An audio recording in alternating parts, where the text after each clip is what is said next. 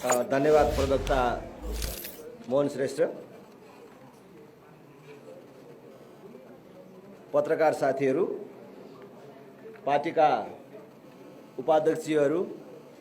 महामन्त्रीजीहरू, अन्य पदाधिकारी सदस्य साथीहरू, उपस्थित दिदीबहिनी तथा दाजुभाइहरू र विभिन्न सञ्चार माध्यम मार्फत हामीलाई सुनिराख्नुभएका, हेरिराख्नुभएका सबै दिदीबहिनी तथा दाजुभाइहरू, राष्ट्रिय प्रजातन्त्र पार्टीले निकट भविष्यमै सम्पन्न हुन लागेको स्थानीय तहको निर्वाचनमा आफूले जनताको माझमा व्यक्त गर्ने प्रतिबद्धता अथवा आफूले स्थानीय तहमा विजय प्राप्त गरेपछि गर्न चाहेका कामहरूलाई कुनै लामो भूमिका नबाँधिकन, कुनै शब्दले घेरेर, कुनै आवरण दिएर लामो बनाउने भन्दा पनि असाध्यै संक्षिप्त रूपमा हामीले के गर्न सक्छौं भन्ने कुराहरू बुदागत रूपमा तयार गरेर, जसलाई हामीले हाम्रो प्रतिबद्धता पत्र नाम दिएर सार्वजनिक गर्न लागेका छौं। यस क्रममा यो प्रतिबद्धता तयार गर्नको लागि मेरो साथमा रहनुहुने यो प्रतिबद्धता तयारी समितिका सबै साथीहरूलाई धन्यवाद दिन चाहन्छु। त्यसैगरी यसलाई अन्तिम रूप दिन सहयोग गर्नुहुने सबै पदाधिकारी सदस्यहरूलाई धन्यवाद दिँदै यो प्रतिबद्धता वाचन गरेर सार्वजनिक गर्ने अनुमति चाहन्छु। राष्ट्रिय प्रजातन्त्र पार्टीको प्रतिबद्धता पत्र, स्थानीय तह निर्वाचन 2079। राष्ट्र, राष्ट्रियता, प्रजातन्त्र, स्थायित्व र समृद्धिका लागि मुलुकमा सर्वधर्म समभाव, पूर्ण धार्मिक स्वतन्त्रता सहितको सनातन धर्म सापेक्ष हिन्दू राष्ट्र, संवैधानिक राज संस्था सहितको प्रजातन्त्र, सुदृढ स्थानीय स्वायत्त शासन प्रणाली, बृहत राष्ट्रिय एकता र आर्थिक उदारीकरण राष्ट्रिय प्रजातन्त्र पार्टीका आधार स्तम्भ हुन्। मुलुकको गौरवपूर्ण इतिहास, धर्म, संस्कृति, परम्पराको जगेर्ना गर्दै सबै हाम्रै जीवनकालमा सबल, समृद्ध र नवीन नेपाल निर्माण गर्न सम्भव छ भन्दै राष्ट्रिय प्रजातन्त्र पार्टी राष्ट्रिय राजनीतिको विकल्पसहित खडा भएको छ। परम्परागत रूपमा चलिआएका मूल्य मान्यतालाई निरन्तरता दिँदै सो मान्यतामा समयानुकूल सुधार गर्दै जाने विषयमा राप्रपा प्रतिबद्ध छ। राष्ट्रिय प्रजातन्त्र पार्टीले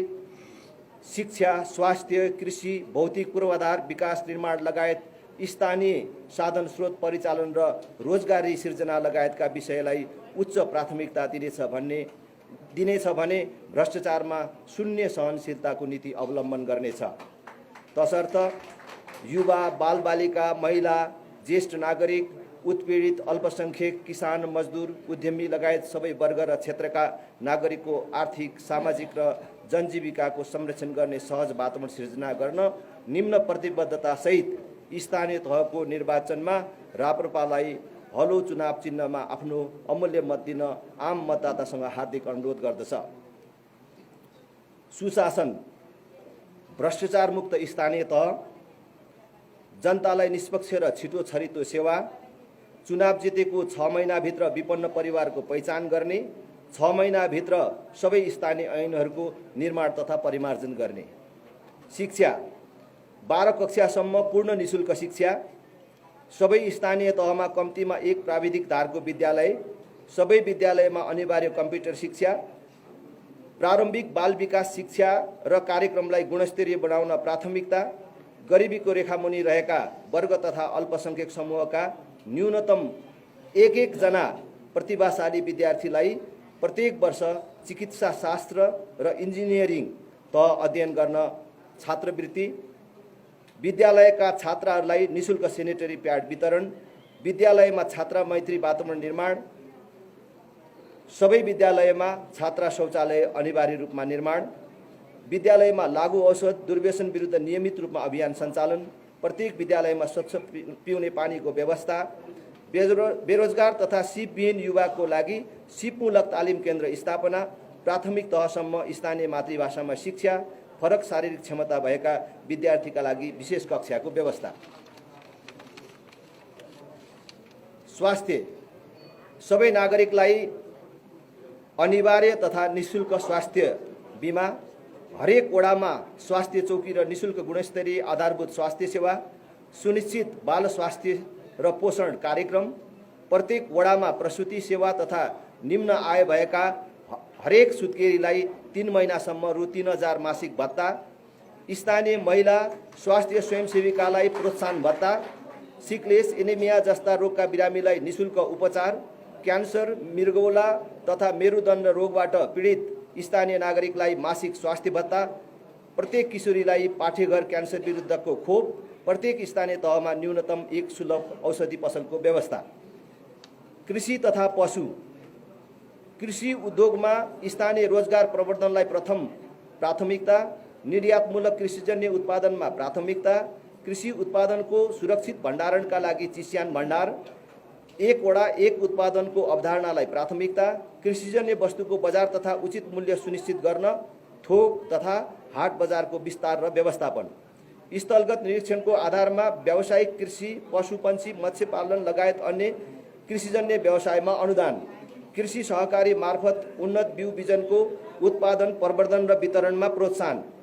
किसानको उपज बेच्ने सहकारीलाई अनुदान, सामूहिक खेती गर्ने समूहलाई अनुदान, सहज र सुपथ मूल्यमा कृषि मल र आधुनिक कृषि औजारको लागि अनुदानको व्यवस्था, सामुदायिक रूपमा सतह, भूमिगत र लिफ्ट सिँचाइलाई उच्च प्राथमिकता र कृषि कार्यको विद्युत शुल्कमा अनुदान, किसानको खेतमा बिजुली, उब्जाउ जमिन बाँझो नरहने व्यवस्था, प्राकृतिक प्रकोप तथा जङ्गली जनावरबाट किसानको बाली नाली क्षति भएमा प्राविधिक निरीक्षण गरी क्षतिपूर्तिको व्यवस्था, कृषि तथा बाली बिमाको व्यवस्था, गाई भैँसी बाख्रामा कृत्रिम गर्भाधान सेवा पूर्ण रूपमा निःशुल्क,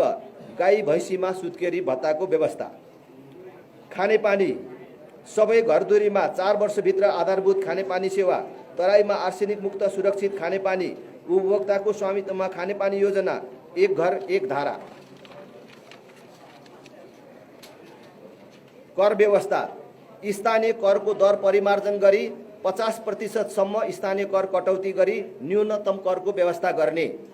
रोजगारमूलक उद्योग स्थापना गर्नेलाई पूर्वाधार निर्माणमा सहयोग तथा 10 वर्षसम्म स्थानीय कर छुट, महिलाद्वारा सञ्चालित साना तथा लघु उद्योग व्यवसायमा 12 वर्षसम्म स्थानीय कर छुट, युवा तथा खेलकुद,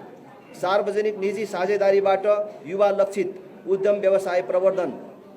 सामाजिक कुरीति, दुर्व्यसन, अन्धविश्वास, विभेद र असमानता विरुद्ध युवा परिचालन, आवश्यकताको आधारमा स्थानीय तहको रङ्गशाला, कबड हल, प्रत्येक वडामा खेल मैदान, प्रत्येक वडामा खुल्ला व्यायामशालाको निर्माण, स्थानीय प्रतिभाशाली खेलाडी तथा प्रशिक्षकलाई उच्चस्तरीय प्रशिक्षण र प्रोत्साहन, विदेशमा रहेका नेपाली कामदार युवालाई स्वदेशमै फर्कन उत्प्रेरित गर्ने र उनीहरूको सिप तथा दक्षताको आधारमा आफ्नै स्थानीय तहमा उद्यम गर्नका लागि सहज वातावरण निर्माण गर्ने, सहुलियतमा ऋण प्रदान गर्ने, निश्चित समयको लागि कर छुटको व्यवस्था गर्ने, भौतिक संरचना, सामाजिक, महिला, रोजगार तथा अन्य,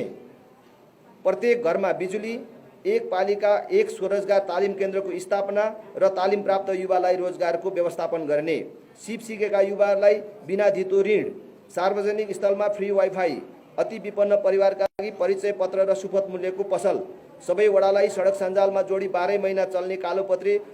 वा ग्राभेल सडकको व्यवस्था मिलाउने, नगर गाउँपालिकाको प्रत्येक वडामा बाल उद्यान पार्क, स्थानीय प्रदेश र केन्द्रीय तहबाट सञ्चालन हुने आयोजनाहरूमा स्थानीयहरूलाई रोजगारीमा प्राथमिकता,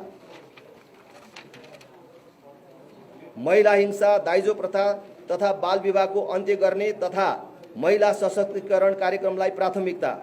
एकल तथा विदुर, शारीरिक र मानसिक रूपमा अशक्त असहाय ज्येष्ठ नागरिकका लागि स्याहार, सुसार, हेरचाह र औषधि उपचारको व्यवस्था, अशक्त असहाय र टुरा बालबालिकालाई आवश्यक शिक्षा, स्वास्थ्य र हेरचाहको व्यवस्थाका लागि स्याहार केन्द्रहरूको स्थापना,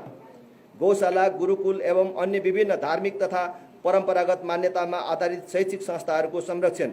आवश्यकताको आधारमा एक स्थानीय तह एक गौशाला निर्माण, सबै प्रकारका ऐतिहासिक, पुरातात्विक र धार्मिक तथा पर्यटकीय क्षेत्र तथा संरचनाहरूको संरक्षण र प्रवर्धन, स्थानीय कला तथा संस्कृतिको संरक्षण र प्रोत्साहन,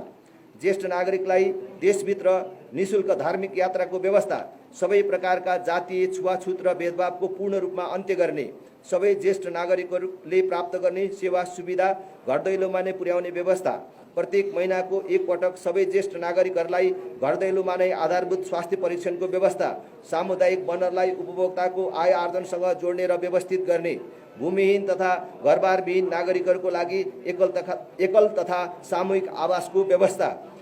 स्थानीय पर्यटन विकासलाई प्राथमिकता दिई होमस्टे सञ्चालनको लागि निर्व्याजी ऋण र तालिमको व्यवस्था, स्थानीय कलाकारको प्रतिभालाई अभिवृद्धि गर्न प्रोत्साहन गर्ने, स्थानीय तहमा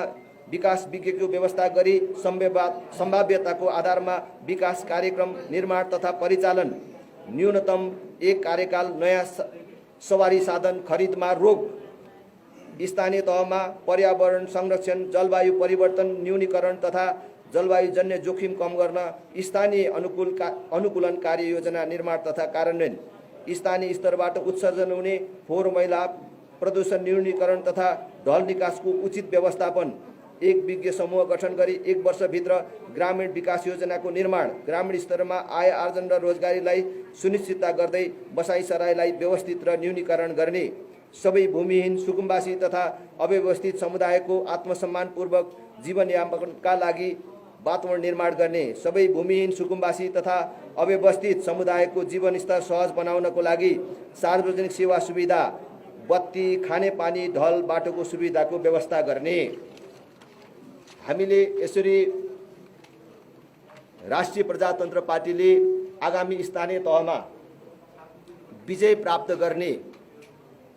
स्थानहरूमा प्राथमिकता दिइने विषयहरू बुँदागत रूपमा उल्लेख गरेका छौं र यस विषयमा पत्रकार साथीहरूको जिज्ञासाहरू भए हामीले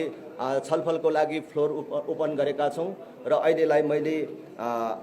यहाँ सार्वजनिक गर्नुपर्ने विषयहरू यतिमै समाप्त गरेको छु। धन्यवाद।